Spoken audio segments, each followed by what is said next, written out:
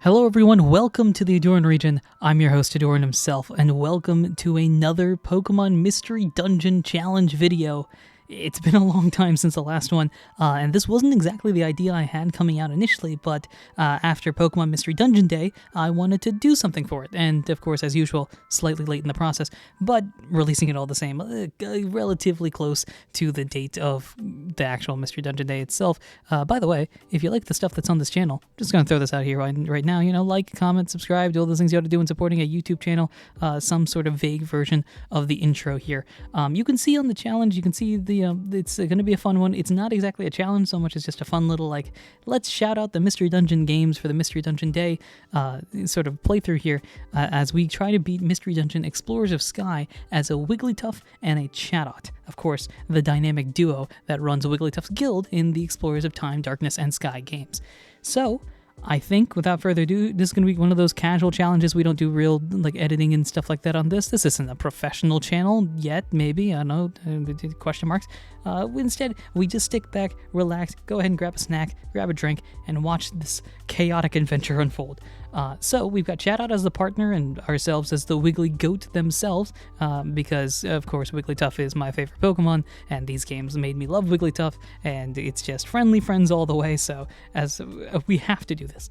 We name ourselves Wiggly Goat because we are the goat. And from here, we begin our adventure. And in fact, this early part of this run through, while Beach Cave and all the early stuff comes out, let's actually discuss what this challenge is, because this challenge isn't a challenge so much as a weird set of circumstances that we have to try to avoid falling into pitfalls and stuff like that. So let's start off with our stat distributions here. You can see our moveset here: Sing, Double Slap, Disable, Defense Curl, Peck, and Growl for Chatot. It's a decent moveset actually, but that itself starts off the issue. And in fact, let's start off with showing off some of these special things. You can see our stat distributions for our level 5 selves as well right here. 24 health points for Wigglygoat, 37 for Chatot, and that sort of starts off the problem. The stats shown here, you can see we've got Cute Charm as well as our main ability. It's got a pretty niche use. It kind of flares up at times, which is always really good. Chatot's got 2 abilities and better stats as well, which we'll touch on in a little bit. Keen Eye, preventing accuracy from being reduced, and Tangle Feet, which prevents or increases evasiveness when you're confused or cross-eyed, which is going to be beneficial in case somebody gets Chatot confused. Let's actually talk about the stat distributions, and I want to talk about the better of the two of us right now. First, which is Chatot. So here are Chatot's stats. We can start off with Chatot's base HP of a 25, attack, special defense, all in that low double-digit numbers, which is a pretty solid number to start off with. This comes in conjunction with a moveset that actually has moves in their set, level-up moves that are pretty decent. Fury Attack, Chatter ends up being really useful as well, Peck, and actually, moves that can do damage as well as apply status conditions and other fun stuff like that. When Chatot levels up as well, you can see it's a good progression of various stats. You get a lot of HP early on, and then as time goes on, it's harder and harder to gain stats. That's generally how the Mystery Dungeon games have worked, but you still get good attack and special defense boost, especially during the early levels. This sort of balances out once you reach the 20s and high, low 30s, eventually turning back into what you normally expect for high-level Pokemon, getting 1 stat every other level maybe. This ultimately culminates into a chart that looks like this, which is basically showing off that, hey, as time goes on, you get progression as you progress, basically. You're able to gain stats in all of your different stat bonuses over time, easily, relatively consistently, nothing too big to be concerned about. This is, however, not quite the case for Wigglytuff. Wigglytuff starts off as a glass cannon effectively, with a fantastic special attack and regular attack, and very bad defenses and special defenses. This is on top of because Wigglytuff is an evolution from a stone, and because of how the mechanics are for those. Also, the only 4 moves that it learns are Sing, Double Slap, Disable, and Defense Curl, the very 4 moves that we start off with, meaning that Wigglytuff isn't going to naturally learn any more moves going forward. The biggest issue, though, is the early level bonuses. If you look at our little chart right here, going from level 1 to about level 15, it's gaining maybe 1 point in a specific stat, if we're lucky. This is going to mean that the early part of the game for Wigglytuff is basically crossing our fingers we don't get demolished by anybody. However, once we reach level 16, 16 is the unlocking point because that is where the bonuses start pouring in. You see right there in 16, 17, and 18, 5 bonus points per HP. 3 of them in attack, special attack, defense, and special defense, and so on for the next few levels, still keeping up that way until about level 30. This means that the game is going to be broken up into basically 2 parts. Part 1, where Chatot runs everything, and Part 2, where Wigglytuff runs anything. Sort of. Again, with the movesets and everything like that, plus my own little restriction that I'm about to mention right now, it means Wigglytuff isn't going to be as effective, but also potentially more story-related and more canon-ish, maybe? I don't know, depends on how your version of Wigglytuff works. Nevertheless, it's going to be an interesting challenge because of all of these different mechanics, making the early game challenging and the end game strategic. So let's get into it. Oh, and for the graph friends out there, here's our graph basically saying the children years are going to be bad, the teenage and 20s are going to be great, and by 30, we're fully formed. All right. Shout out to Sky Temple for the charts and statistics? Data? That's what I was trying to say. And now, let's get into the challenge. Our team name is PMD Day for Pokemon Mystery Dungeon Day. By the way, if you've seen any of these challenges before, you know that A, they're never structured the way that the last one is, and B, they end up coming to rambles, so don't worry, we're going to talk a lot about recent announcements that have occurred. But for PMD Day, we're going with this team. We got our team here. Wigglytuff bounces in the shadows in their sleep, apparently, as we progress forward to start off our adventure. What is this adventure? What is the goal of this challenge? Well, it's pretty straightforward. We're going to try to beat Pokemon Mystery Dungeon Explorers of Sky with Wigglytuff and Chatot, but not just any old Wigglytuff and any old Chatot. We are going to beat it with the specific Wigglytuff and Chatot that appear at the end of the game. Spoilers now for the end of the game if for some reason you're watching this and haven't seen the post-game, and basically, if I say the Grand Master of all things bad, does that mean anything to you? If it does, then this is not a spoiler because you know what's going to happen. If you do understand what that is though, the spoiler alert now, okay, here we go. At the post-game, that's right, we're talking post-game. In the post-game, your graduation accomplishment, basically a challenge to do, is to beat the Grand Master of all things bad and their various minions. This group of individuals actually ends up being the entire guild. So you're facing everybody off in the guild, including facing off against Wigglytuff and Chatot, who have their own respective movesets. Wigglytuff's is literally the one we have currently because Wigglytuff doesn't get any level up bonuses and moves or anything like that. So our version of Wigglytuff is basically finalized when it comes to moves. When it comes to Chatot, though, it's got a specific moveset which we're going to aim to emulate if we can reach that level. Basically, we need to get all the way to 33 to get Roost. If we get to 33, we get Roost. If not, we're going with basically whatever version we can get before that. So that becomes the challenge at hand. And the goal is to beat Primal Dialga with those specific groups. The challenge, of course, comes in the fact that Wigglytuff is extremely hard to work with early on, and then Chatot has to kind of catch up in the later parts. We're going to take advantage of every resource that we can get. The first thing we do, though, is go through the first few dungeons, Beach Cave and Drench Bluff. Now, Chatot is going to be the big damage dealer for the majority, if not the entire of this run, for multiple reasons. One, Chatot actually gets multiple moves that do damage, while Wigglytuff has the single Double Slap. And two, Double Slap only has 10 power points, meaning unless we want to carry a lot of max elixirs, and also Double Slap not being particularly accurate, we're going to have to deal with a lot of A attacks, throwable items, and Chatot's doing Chatot-related things. Luckily, Peck is a very good move, stab, and also has a high power point, meaning we're going to be able to gain experience points through Chatot basically just going like this, pecking everybody in existence. That is basically the strategy going forward for the early part of this game. I'm going to occasionally throw Geo Pebbles and other things like that to hopefully do some extra damage as well.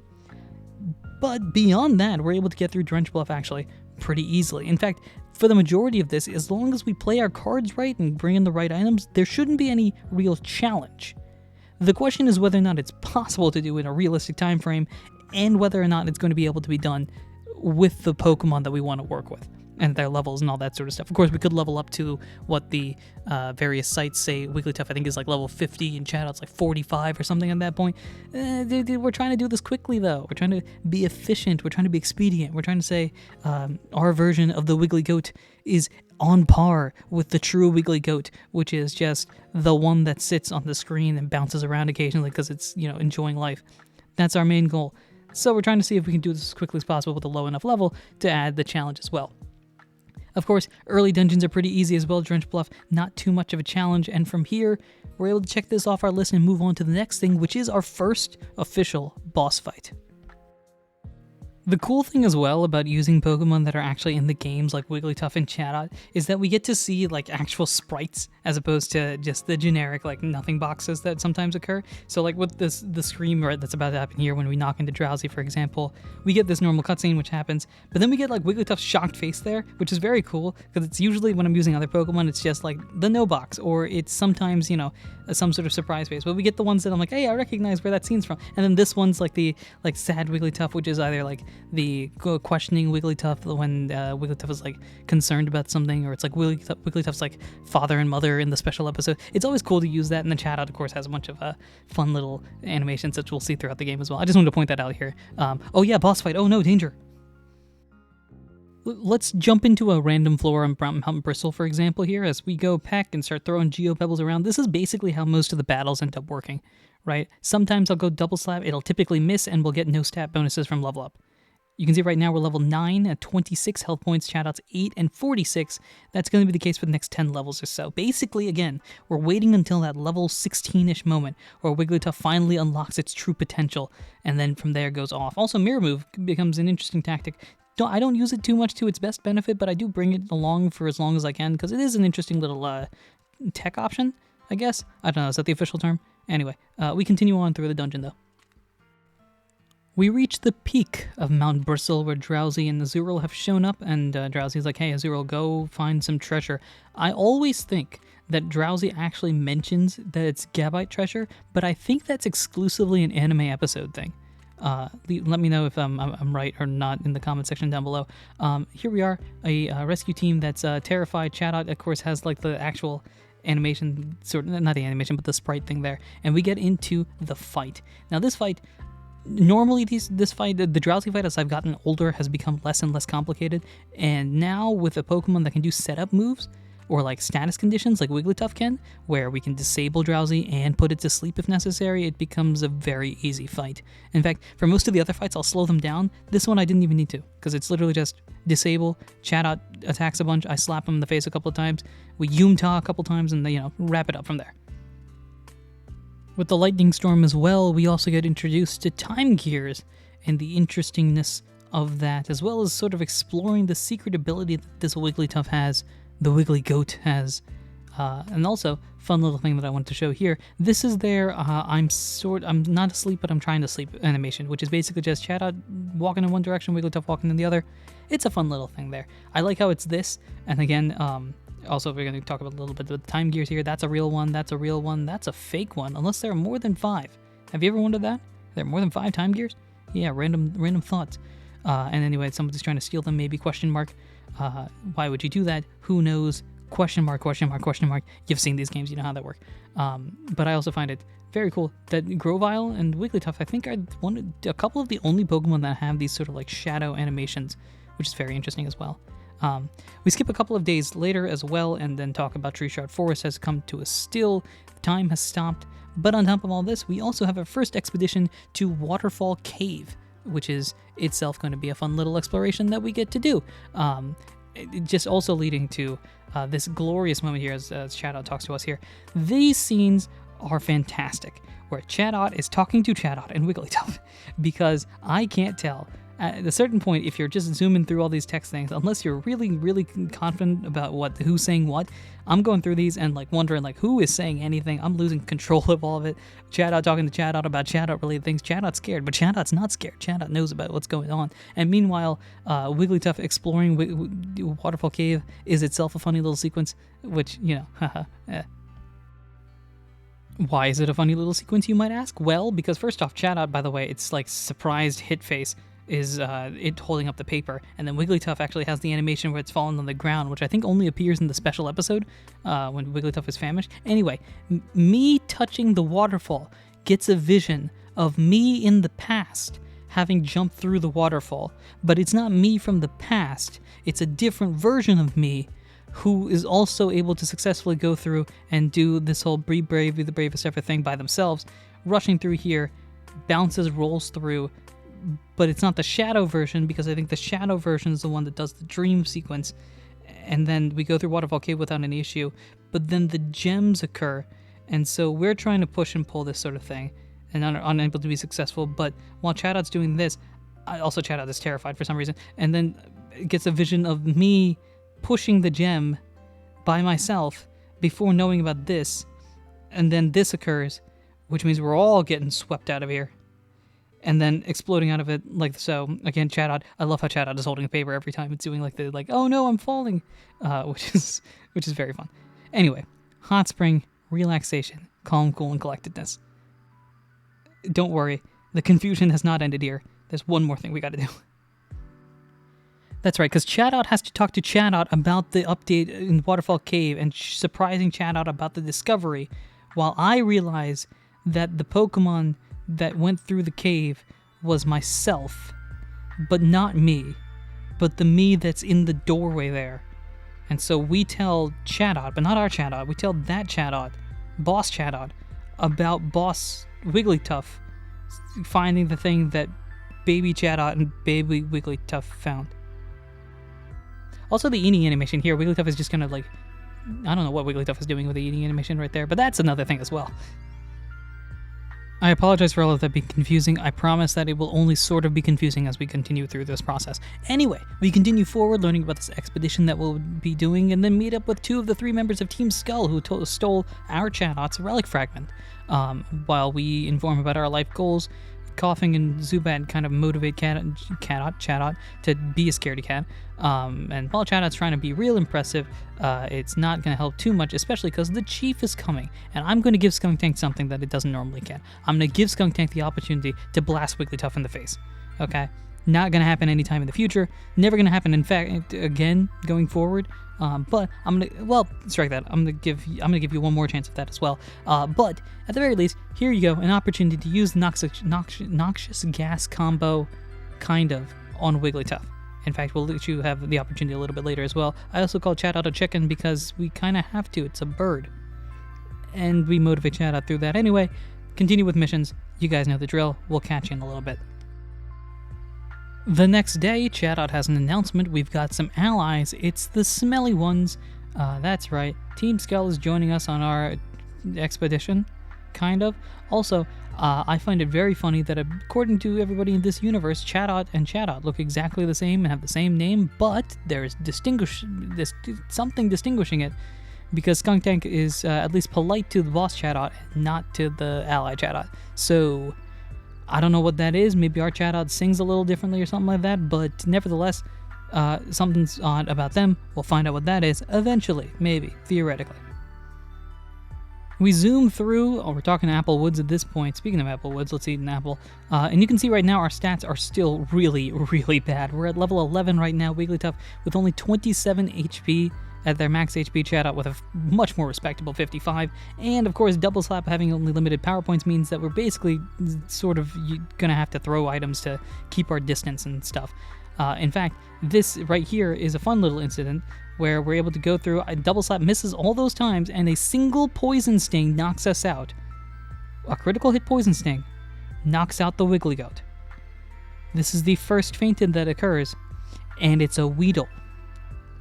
It's a Weedle using you realize the frustration that I had at this point, where I was like, Wigglytuff, the GOAT, the MVP, is taken down by a Weedle using a Poison Sting that critical hits to do more than max HP. I'll be honest, it's not Wigglytuff's finest moment, but we're able to get through Apple Woods all the same and reach the end where Skuntank offers us some perfect apples that I know as a Wigglytuff, because we're specially capable of understanding these things, aren't actually real perfect apples. They're fakes. They're scams. They're frauds. And so here comes Skuntank. Here you go. The official Noxious Gas combo. Congratulations, Skuntank. You did it.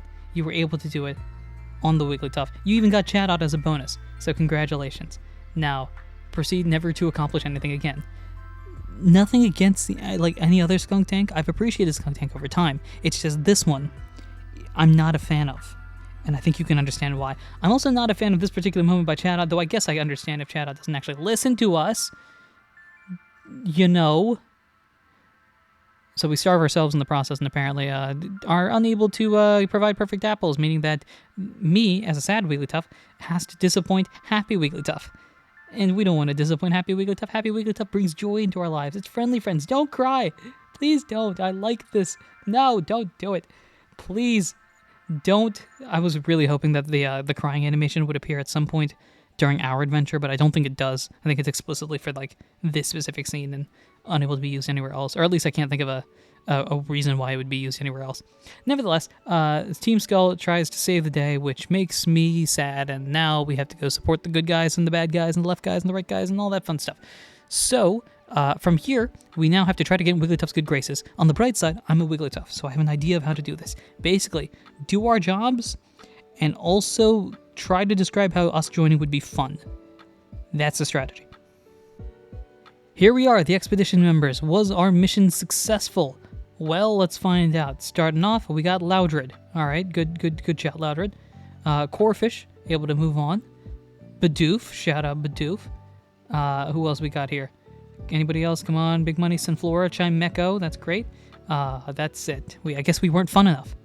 Come on, Wigglytuff, we're fun. I have the perfect apples now. Huh? You wanna try that? Yeah, there we go. We're joining the expedition, because everybody's joining. It was Wigglytuff's logic here, perfect. When a friend wanted to ask that, I wonder why. Well, we'd be fun. So let's go. Wigglytuff's like, hey guys, here's a genius idea. What if we lock the doors? Yeah, that'll stop the bad guys. Let's go on the expedition. So we're joining Bidoof on the expedition, by the way, and jumping through a couple of different dungeons with Bidoof on our side. They go pretty smoothly. In fact, so smoothly we don't even need to bother worrying about the situation. So we'll just jump straight into the actual expedition part.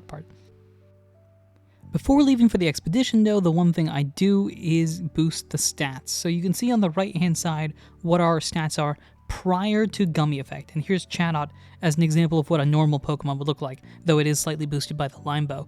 I've also got the Defense Scarf, which is boosting our defense from, I think it's about 10 or 11 to the 18 that we've got right now. Nevertheless, not really great considering we're level 12 and we really need the stats considering the boss fights that are coming up ahead. So, gummies are the solution. Gummies in Spinda's Cafe is an Explorers of Sky exclusive bonus ability thingy thing that basically gets to make Pokemon turn into super beasts. By giving a gummy to Spinda, you can actually get boosts in IQ and specific stats. Depending on the type of drink that you get, it can boost specific stats. Depending on the quality of the drink, which is sort of random, Spinda can offer a couple of points or a lot of points, resulting in a change from what you saw previously to the end stats you see on the screen right now. After using all of the gummies that we got, we were able to get our attack stats to nearly 30. Our defense and special defense are now in the high teens, low 20s, which means that we're at least a respectable Pokemon, if not necessarily quite at Chatot's level yet. Though, we are getting closer and closer, though we're not there yet, closer and closer to that elusive level 16. I'll be honest, the run-through with Bidoof was so simple, there's nothing really to show. Bidoof is a really good Pokemon that has a stab headbutt. We've got our stats boosted up to the point where at least now if we do a regular A attack, it does some decent damage, and of course Chatot's on the back basically pecking everything in existence, meaning that we were able to get through the dungeon pretty smoothly. Again, the difficulty level hasn't changed, it's just changed the type of difficulty that we're dealing with. Prior to this, it was don't get hit by anything. Now it's more of can you strategically move your way around a little bit so that Wigglytuff doesn't get hit by most things.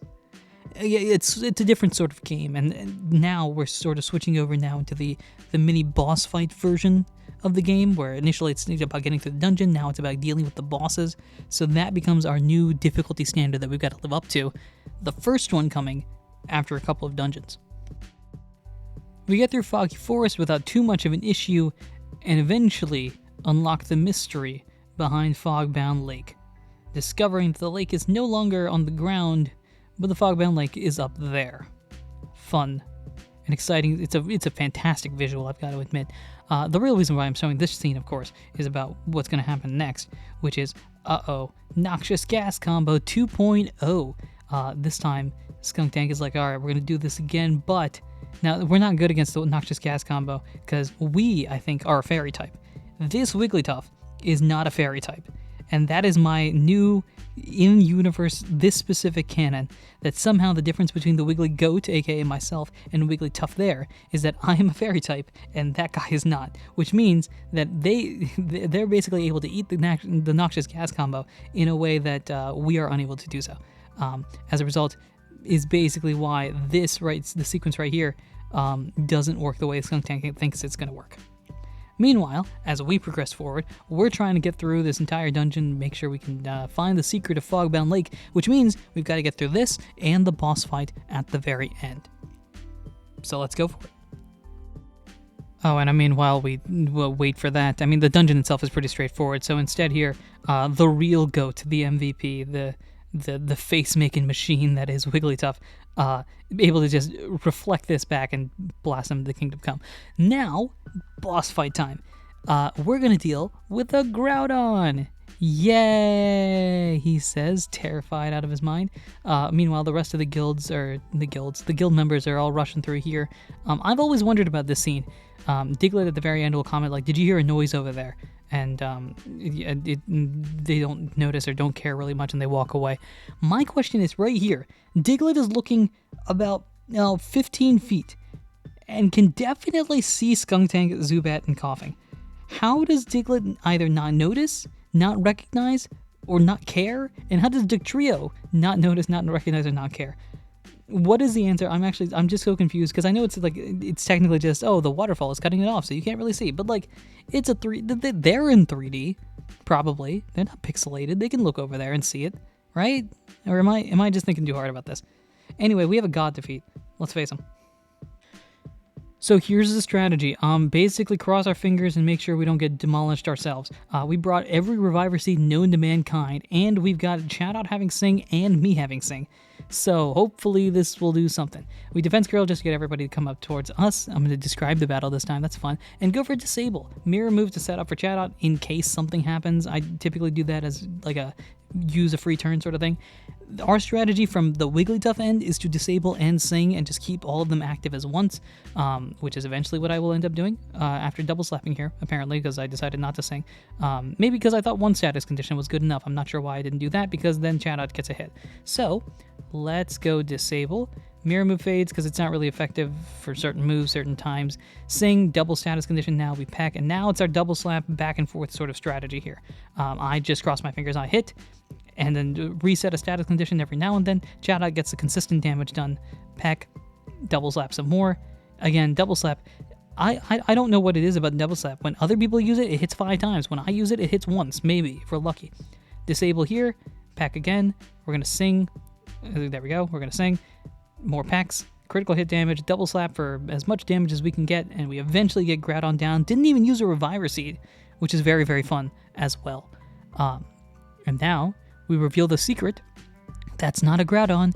It's a space station. No, it's not a Groudon. It's a Uxie illusion. And we're going to meet with Uxie right there, and eventually notice what the real reality of Fogbound Lake is, which is the giant lake is actually covering up a time gear. That's right.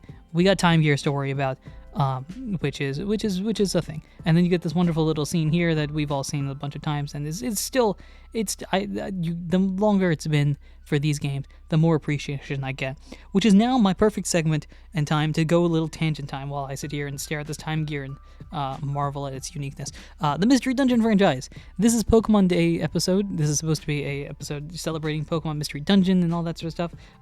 Pokemon Mystery Dungeon Day episode. And so I want to talk a little bit about that and the exciting news that Red Rescue Team is coming to the Switch on the Virtual Console for the Game Boy Advance, which I'm very excited about. I hope you guys are as well, because that plus like random notifications and commentary between Pokemon and their other franchises and their other Twitter accounts basically are basically suggesting like, is there a new Pokemon thing coming out for Mystery Dungeon or something, or are they just really hyping things up? Because I've seen like the Pokemon Company talking to Nintendo being like, oh, this is a really cool idea, jotting things down. I'm like, wait, what? Are you now? This might be a complete theory thing that I'm just throwing in the middle of an episode that is a challenge video, which means people are going to watch this years down the line and be like, dude, you were wrong. They forgot the franchise existed until then. Or it just happens to relate to something brand new that's coming out that nobody knows about, which I'd be very, very excited about all the same. Nevertheless, Mystery Dungeon, on the Switch, which I'm very excited about. I hope it gets more people to play the games. Red Rescue Team, as much as just, the glitchiness and the weirdness of the initial games it's still a fantastic game to play. And so, for some reason, you're watching these challenge videos and you haven't played them yet, I would recommend doing so. You can check out the playlist in the description down below for like other challenge videos that I do and the various other series and challenges and mystery dungeon content that's produced here. Or you could play it yourself. Cough, cough, wink, wink, nudge, nudge, etc. You know the deal. Anyway, that's a little tangent there. Shout out to the Mystery Dungeon franchise and just all about that. And we'll get on another tangent eventually. But for now, Dusknoir has shown up and is basically just here. Cool. This won't be plot relevant at all, he says, lying through his teeth. To jump ahead a little bit, we're going to go to Ant Plains to eventually rescue an item from the depths of the giant mountain and somebody having stealing them. You can see our stats are getting closer and closer now. I unfortunately forget to actually check the stat update after that, but nevertheless, not that big of a deal. The more important thing, while adding a little bit of a bonus to Wigglytuff here, is that we are level 15, and level 16 is where the first of the many, many levels of actual real big bonuses comes into play. So, barring any extreme circumstances, in Ant Plains, we're going to finally get our first real level up. And from there, the true power of Wigglytuff is unlocked. Here we are, it's Ant Plains. It is time for us to go through a dungeon that notoriously makes me struggle, but I normally play as a water type. So, here we are later on in the dungeon. We're on floor 7, rolling through, get into a mystery dungeon situation. You know what it is, it's a monster house. But we've got Petrify Orbs. And the thing that I have started to do a lot more now is actually take full advantage of the Petrify Orb. I mean, we have a Pokemon that can attack. We've got Reviver Seed, so worst case scenario, we'll revive like we do in this unfortunate situation right here. But there's the level up. Right there. No, we don't lose the level up yet. Hold up 1 second as we, there we go. There we get knocked out. But there's that first level up. You saw that +5s, +3s. Wigglytuff is about to be unlocked. And in fact, the best way I can describe this, which I'm going to go on a complete tangent real quick while we go through this monster house here. The best way I can describe this particular moment to me is going to be something that I think the Venn diagram of Mystery Dungeon fans, and this category is probably like 3 people, but that's going to be the WWE. Long story about it. You don't actually need to know anything about wrestling. But the cool thing about wrestling, like in general, is the fact that it's one of the few like sporty sort of things where you don't know if a wrestler is going to come out until the music is played. So there's that sheer rush of adrenaline when you find out that person that hasn't been on the field in a long time is on the field, right? It's not the same in like the NFL or in basketball. You know if LeBron's going to play, it's going to be mentioned beforehand. You know if, Patrick Mahomes is going to play, it's going to be said beforehand. You don't know if Roman Reigns is going to show up until Roman Reigns shows up, and I'll mention that because of yesterday. So I just imagine like basically the unlocking situation is, and I'm going to go on a real tangent here. We're going to talk about imagine like as we get into Am Clearing, we go through this situation here. Imagine all you need to do is listen to the first 20 seconds of a song called Voices. It's Randy Orton, the wrestler's theme song, and replace the initial words. It starts off with "I hear voices in my head." Instead of "I hear voices," replace it in your head with "hyper voices," and that is Wigglytuff right now, just walking out, getting ready to wreak havoc on everybody. We'll start off, of course, with this group of Manectric and Electrike who have no idea what they're about to deal with. First things first, because we can paralyze people here, we start with that, and Mirror Move set up here. Now, the Mirror Move actually does something here. Rarely does it actually do anything. We get Fury Attack and Peck set up on Chatot, I think at some point. I think Fury Attack I do just because of the type effectiveness. And also, we're going to start disabling a little bit here. We've got the Reviver Seeds to take care of us in case we do get knocked out. We've also gotten unlocked IQ skills, so I can bodyguard Chatot if necessary, though that's not ideally built right now. It's better to wait for that a little bit later. You can see here, Quick Attack doing some damage, Tackle reverses it as well, get some extra damage there. Unfortunately getting knocked out, but again, we've got a lot of Reviver Seeds to work with, even despite our poor defenses. Disabling Manectric because I just want Manectric out of the way. We get it knocked out though, so that solves our problem a little bit. And now we just have the army of Electrics. Now, typically for these sort of dungeons and situations, I find that the ones with more enemies are more complicated than the single big foe. So that we've lost Reviver Seeds in situations that we, don't need to in these situations. So now it's time to just double slap everybody, get the amount of enemies as few as possible, take the hits if necessary, Go for it, though. Right here, another double slap. Doesn't do anything, though. Fury attack eventually knocks that one electric out. Thunder Wave is unfortunate, though if we knock us out, then we can actually take the, recover our full power points and everything back, which is what we eventually kind of do here. We're just trying to get rid of the enemies. I'm going to try to be the wall if necessary for Chatot, just guarding the Leers and everything like that. Taking the hits. Thunder Wave misses. We follow this up with another double slap right here, presumably, I think, or do I heal myself up? We go through, we think about it, we're debating, we're wondering what we're doing. I'm wondering what we're doing. Oh, yeah, Blast Seed. Oh, right, because I thought that would knock out, but it didn't. We get knocked out there, and using another Reviver Seed, I take another hit there, take more hits, just kind of going through. But again, it's not too complicated. We get that one out through the Thorn there. Fury Attack knocks that guy out. I'll take the shot here. Tackle almost knocks us out. Double Slap hopefully just knocks that one Electric out. Chatot can finish off the last one, and we are good. Anyway, so like before this, Dusknoir was going to save the day and eventually reveal that Skunk Tank was the one that was holding it there. But anyway, so if you want to, going back to the WWE thing, I told you this challenge is going to be a wild one. If you want to pause the video, just pause the video right now, go to a separate tab, go on YouTube, type in Randy Orton voices, and just listen to the first 30 seconds of the song, and just imagine Wigglytuff coming out with aviator glasses as it finally gets to level 16 and gets those real boosts. I just imagine that's Wigglytuff walking out, just hearing hyper voices in my head. They talk to me, they understand, or whatever the exact lyrics are. I'm not sure what they are. But I just imagine that Wigglytuff walking out like a boss, crowd going wild. It's yes, this is the real hero is here. You know what I mean? Anyway, Dusknoir saves the day. This is a random tangent, and I apologize for this. This is why I should script things, but I don't. We saved the day and also talked to Dusknoir about the Dimensional Scream, which interests Dusknoir, much to our surprise, and he teaches us some stuff. Totally not plot significant at all, he says. We flash forward a little bit to our desert arc here as we're trying to find another team gear? I was going to say team gear. What is a team gear? A time gear. Though, unfortunately, our first attempt through, it feels familiar, but unfortunately not really that interesting to us. Though, perhaps, maybe we go into the quicksand. That could be an interesting idea. And Chatot, after motivation, we say, hey, Chatot, you could just fly out if you want to. We jump in, kind of just faceplant there. I find that really funny. And land on the ground. Chatot pulls out the random piece of paper. We succeed. Let's go. More time gear shenanigans. We go through another desert arc and then reach the underground lake, which is another boss fight. Like I told you, now this if we want to split this up into 3 sections, there's the Chatot runs everything arc, there's the boss arc, and then there's the Wigglytuff runs everything. This is going into the boss arc. Battling with Mesprit here. We've got our moveset here. We finally got Chatter as well. Chatter is a fantastic move in this game. It's a move that does basically a one space everywhere next to you damage, so it's great for multiple foes that are nearby, and it does a massive amount of damage, though that might just be Chatot being Chatot. Our strategy is pretty straightforward though. We sing, we disable, we start singing up a storm, we start chattering up a storm. Look at that, 47 damage is a solid amount, especially considering we're in, low 20s in levels right now. Plus it has the chance of confusion, which is always a good plus. Double slap is actually hitting for once, which is very surprising. And then it immediately, it misses 3 times. But eventually, we're able to get Mesprit down and out.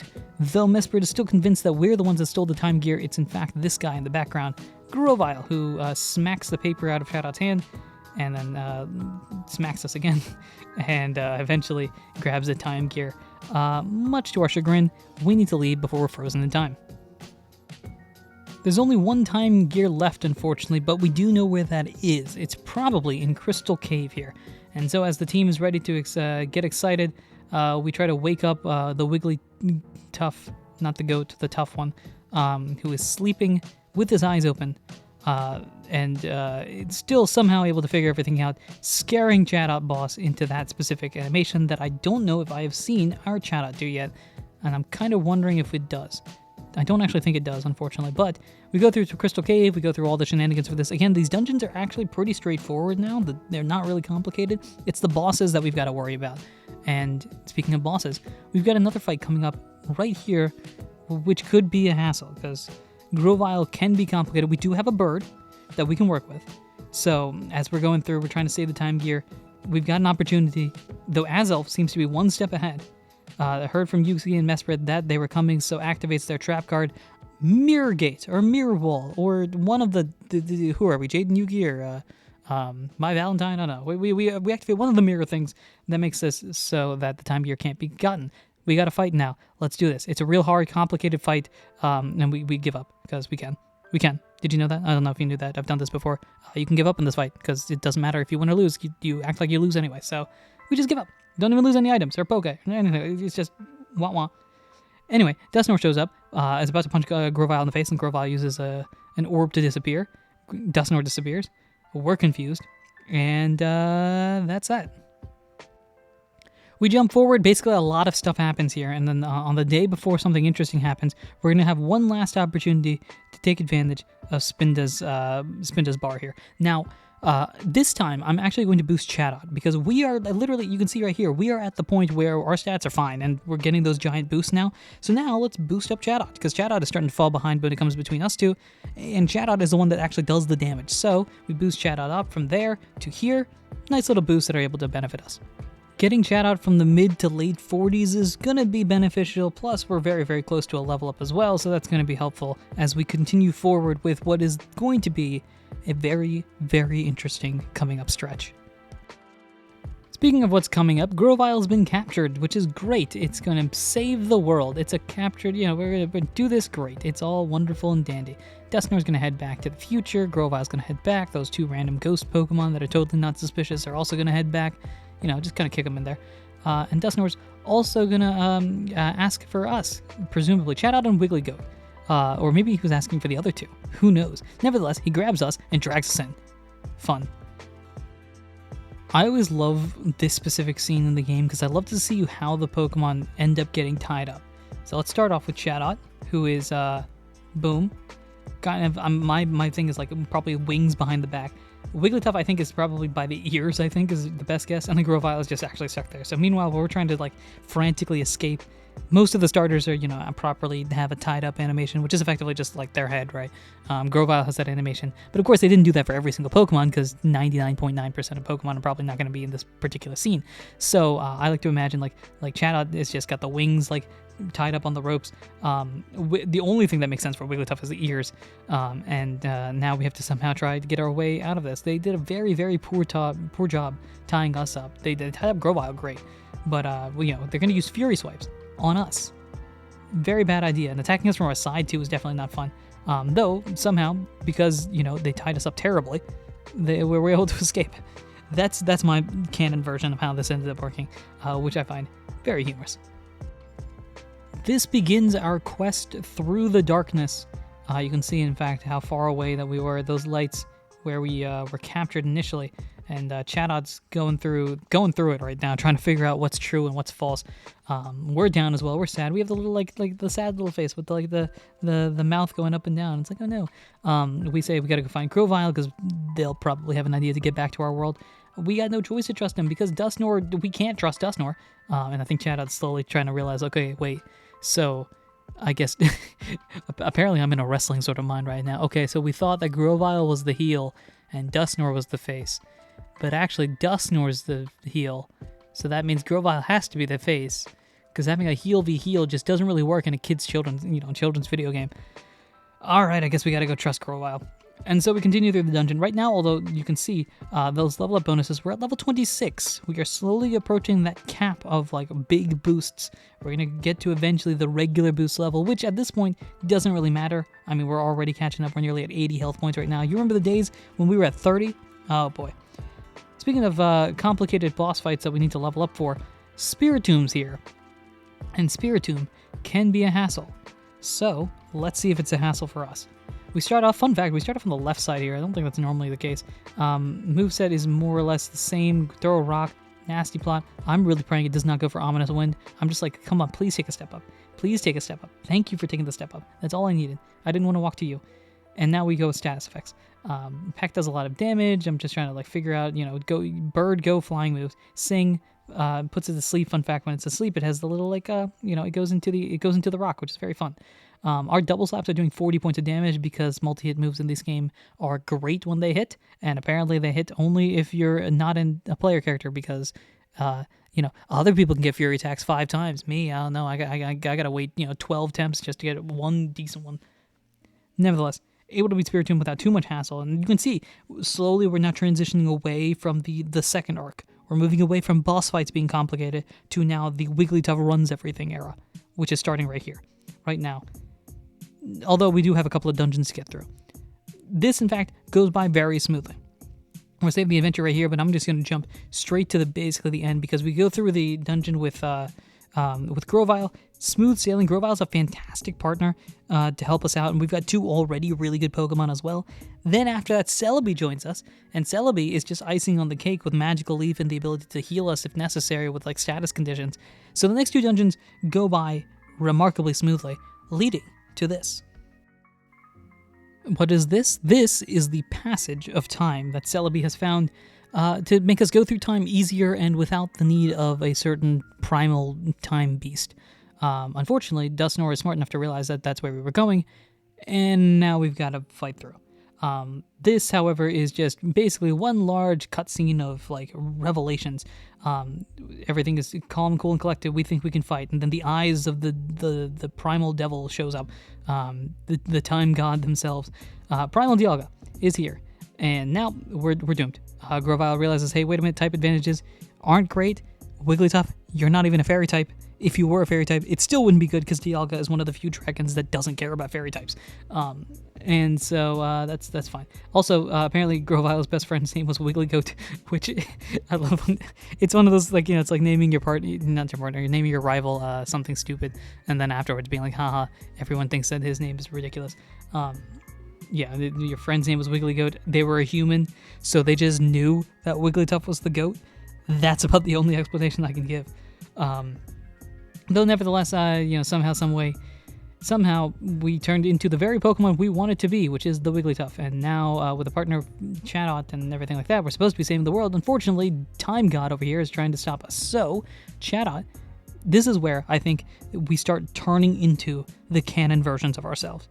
Because it is the genius, the encyclopedia Chatot, that makes the idea to have us time travel just enough to be able to get past Dusknoir and Sableye, right? When you think about the pairing of Wigglytuff and Chatot, what do you think? You think Wigglytuff as the powerhouse, like the secret powerhouse, and you think Chatot as the intellectual. This is where the intellectual begins. We've started to see signs of Wigglytuff, the powerhouse, with this, 80 points of stat bonuses over the last 2 levels. And from here, now, a lot of cutscenes, a lot of revelations, a lot of reformulating plans, but the big thing is now we're starting to look for more time gears, and the first place we go to is what Grovyle classifies as the easiest time gear to get, Tree Shroud Forest. Before we head to Tree Shroud Forest, of course, we have sleeping Wigglytuff over here, the bouncing shadow themselves, and Chatot staring off into the distance there, having a nice little conversation, learning more about, figuring out what exactly is going on and how things should be. And the rise of the sun, again, a fantastic scene. It's like, look at the beauty of this in a 2010, 2012 video game. This game is a decade old, which is wild to think about.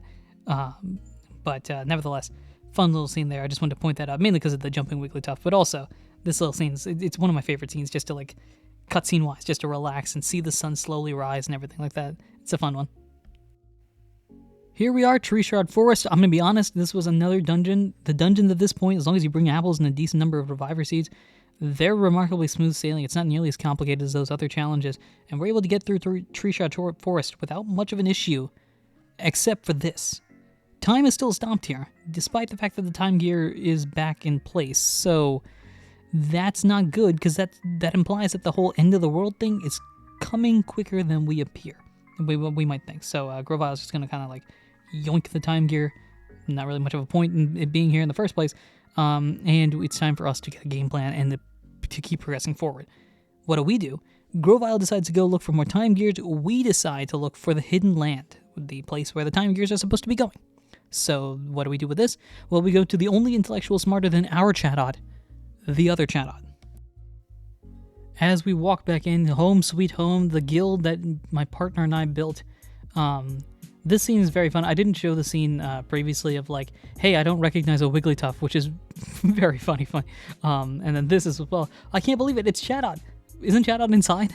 This is another one of those fun little moments of but you're not Chatot. You're Chatot. There's Chatot. There's Wigglytuff, but you're Wigglytuff. what are you doing? What's going on? And then we explain the story right here. And this is another thing. Chatot talking to Chatot. This entire segment here is so funny because the only thing that really helps is the fact that one Chatot's face is up north and the other one's is west. Outside of that, none of this should make any sense. It's just you hear the same voice saying these lines. It'd be very, very, very funny. Nevertheless, we're able to get everybody convinced. We convince our future self, our smarter self, our better self, the other self. We convinced Wigglytuff and the rest of the squad that we're good. Chatot joins in, I guess, just to join in. And from here, now it's time for Hidden Land Adventures. We have to go back to Waterfall Cave, though. Waterfall Cave?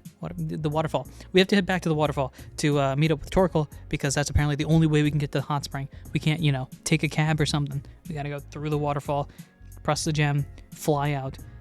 Like, don't the others, do they take a cab? Do they walk there? Do they know the directions? Nevertheless, to the hot spring we go, because Torkoal might have an idea of what to do. The waterfall is not a very complicated dungeon, so we're able to get through it. Torkoal gives us a little bit of information, not much though. But the next day, Torkoal shows out, and actually does have an update. One small little piece, one little bonus item, and the entire crowd is hype about this. The only thing is that you need some sort of proof. Some proof of identification, an inscription of a specific pattern that doesn't make any sense. And of course, us being the smart folks that we are, we're like, wait a minute, a pattern that doesn't make any sense? I know one specific rock that this guy is holding that has that pattern that potentially doesn't make any sense. How about this? Maybe on a whim. Boom. Turns out Chatot's the GOAT, because Chatot has actually been selected this entire time. Not intellectual Chatot, partner Chatot, who might be intellectual Chatot, but in the past. Man, if timelines no sense during Explorers of Sky on a regular run through, this one is absolutely not going to make any sense. Nevertheless, we have one more location to head to, Brine Cave, where there's also some bad guys there. And I don't like these bad guys, because these bad guys can hit hard, and hitting hard, while we're no longer the glass cannons we're not a big fan of hitting hard. So, gotta be prepared for this. On the bright side, though, according to the Guildmaster, we're gonna have 2 Chatots on our team, which can only mean that it's gonna, rain havoc on everybody's day, because we have 1 Wigglytuff and 2 Chatots running havoc on Brine Cave. That's presumably the result. One last opportunity as well to boost our stats a little bit. I'm boosting Chatots because Chatot is now at this point significantly behind the Wigglytuff. We're also at level 30, meaning we've finally reached that cap, that final level of like big bonuses. Now we're just going to get normal bonuses when you reach these high enough levels. And so you can see the stat distributions before and after.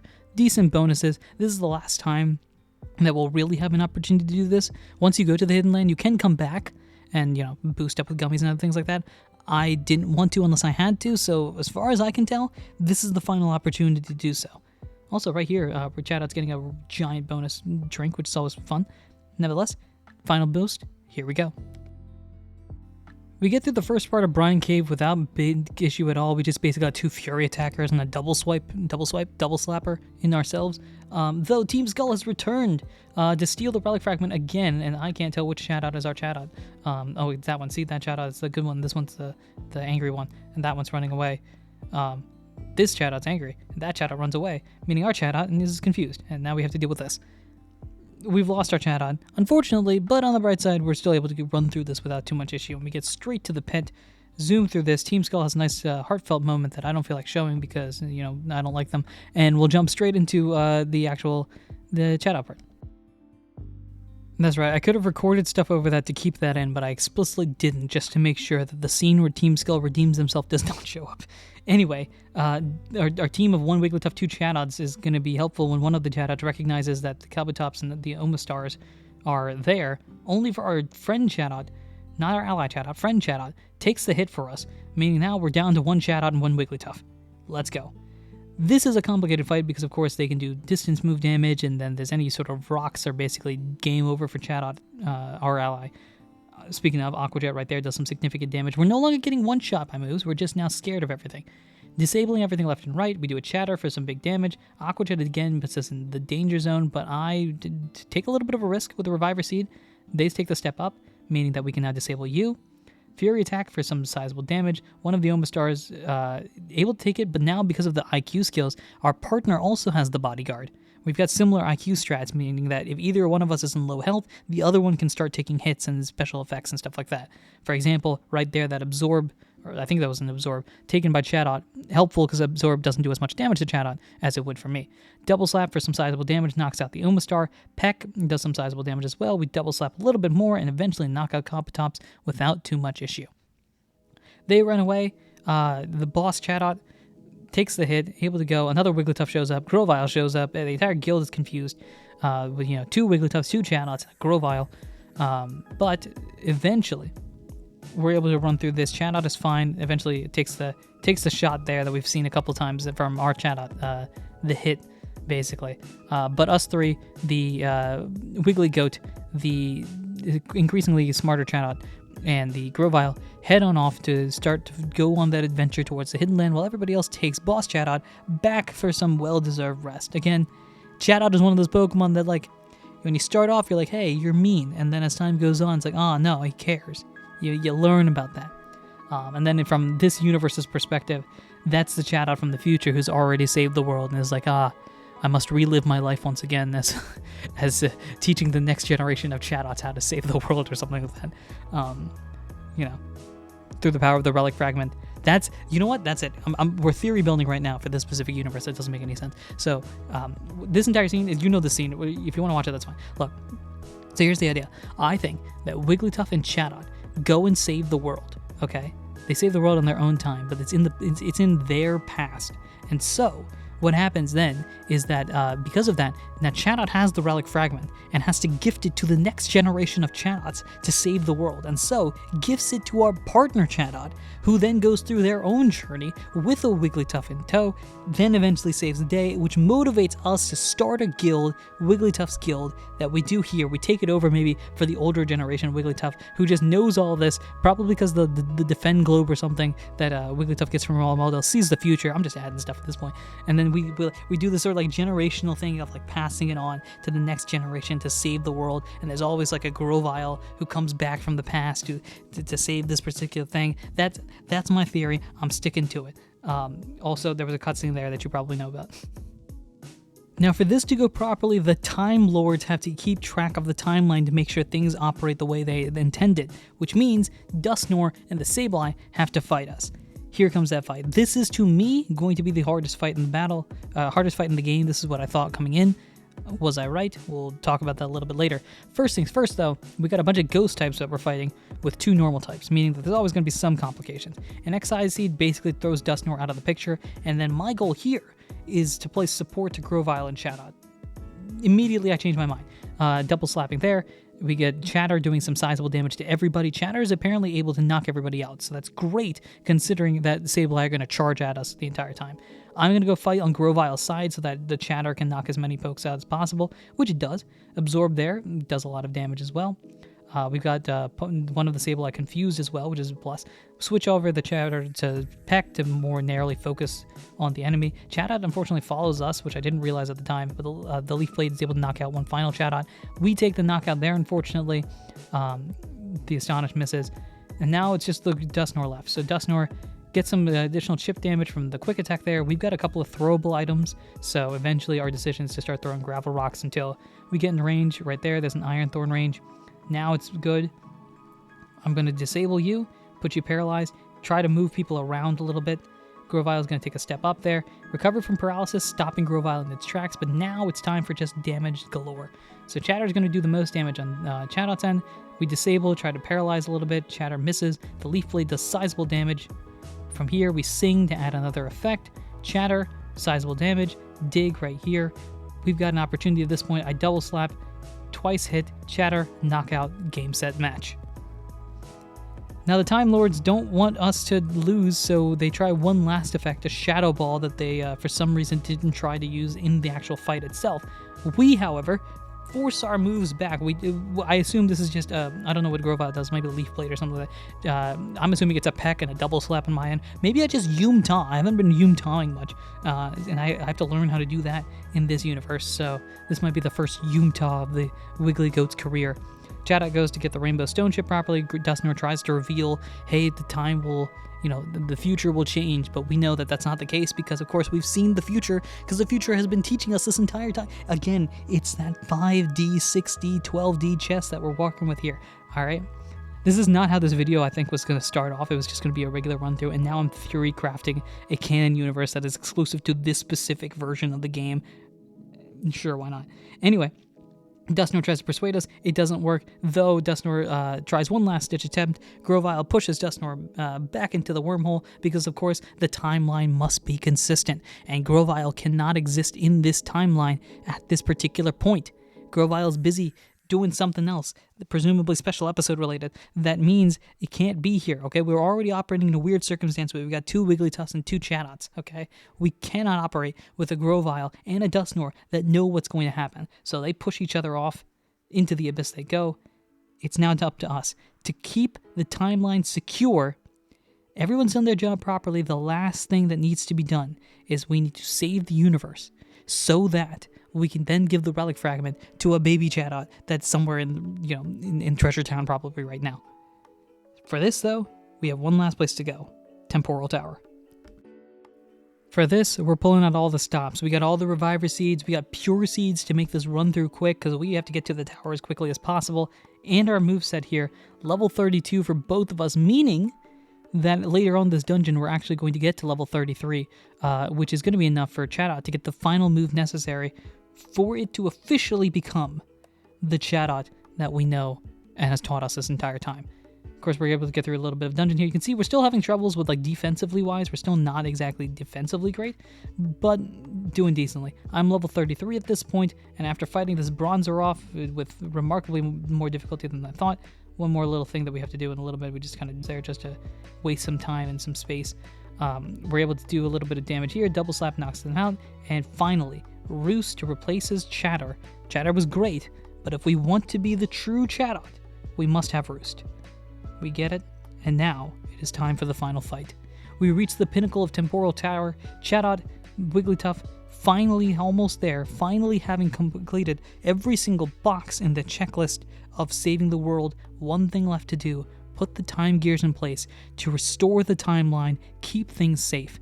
Unfortunately, there is one more enemy to face, and that is Primal Dialga, who is not quite sure. I think Primal Dialga, the reason why he's so concerned right now is because he thinks we're the old Wigglytuff and the old Chatot coming back again. No, Primal Dialga, we're the new ones. We're the ones who are supposed to be saving the world, and I don't think he recognizes that. And so now it's time to fight.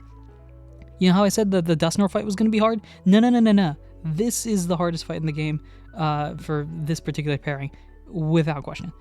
The reason why is something we're about to do right here, right now. I take one step to the left, and then I try to do basically anything.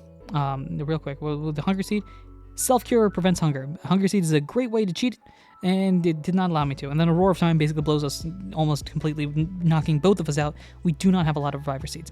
Luckily, Stun Seed works. Vile Seed to drop the defenses. However, now it dodges the second Stun Seed and rushes right at us. The Ancient Power, we take the hit and use up one of our Reviver Seeds. I'm going to start trying to use Violent Seeds to boost us up, which is going to be helpful for the short term, but if once we get knocked out, our stats reset back to normal. So Sleep puts you to sleep. Violent Seed I'm going to give to Chatot, who's going to be doing a lot of damage here. Peck, big damage. Next thing we do from here is Disable. Doesn't work though, because Intimidator. Dialga wakes up.